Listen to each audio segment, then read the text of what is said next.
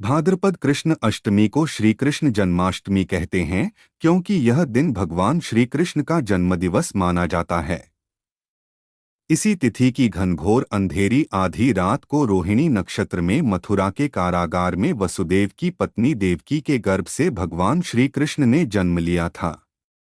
यह तिथि उसी शुभ घड़ी की याद दिलाती है और सारे देश में बड़ी धूमधाम से मनाई जाती है। जन्माष्टमी के दिन भगवान श्री कृष्ण की जन्म संबंधी कथा भी सुनते सुनाते हैं, जो इस प्रकार है। द्वापर युग में भोजवंशी राजा उग्रसेन मथुरा में राज्य करता था।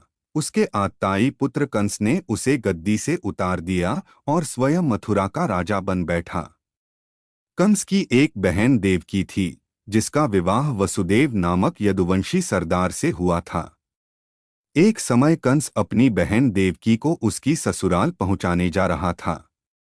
रास्ते में आकाशवाणी हुई, हे कंस, जिस देवकी को तू बड़े प्रेम से ले जा रहा है, उसी में तेरा काल बसता है। इसी के गर्भ से उत्पन्न 8वां बालक तेरा वध करेगा।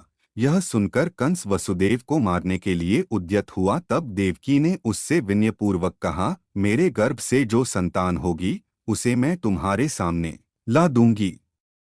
बहनोई को मारने से क्या लाभ है। कंस ने देवकी की बात मान ली और मथुरा वापस चला आया।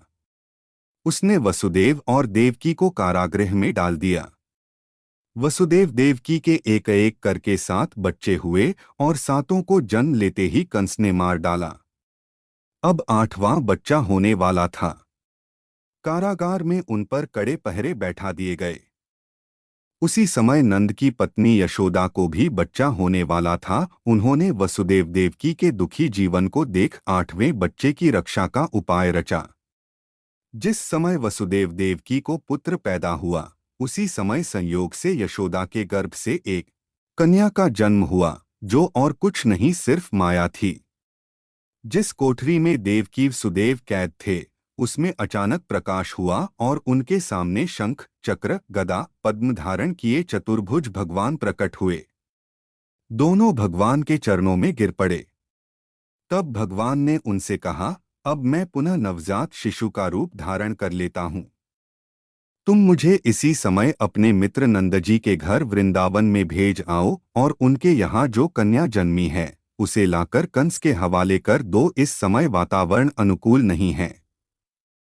फिर भी तुम चिंता न करो।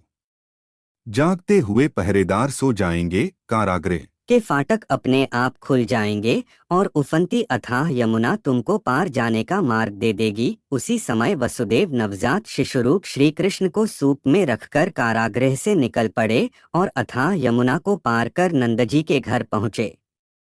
वहां उन्होंने नवजात शिशु को यशोदा के साथ सुला दिया और कन्या को लेकर मथुरा आ गए। कारागृह के फाटक पूर्ववत बंद हो गए। अब कंस को सूचना मिली कि वसुदेव देवकी को बच्चा पैदा हुआ है। उसने बंदीगृह में जाकर देवकी के हाथ से नवजात कन्या को छीनकर पृथ्वी पर पटक देना चाहा, परंतु वह कन्या आकाश में उड़ गई और वहां से कहा, अरे मूर्ख, मुझे मारने से क्या होगा? तुझे मारने वाला तो वृंदावन में जा पहुंचा है। वह जल्द ही तुझे तेरे पापों का दंड देगा। यह है कृष्ण जन्म की कथा।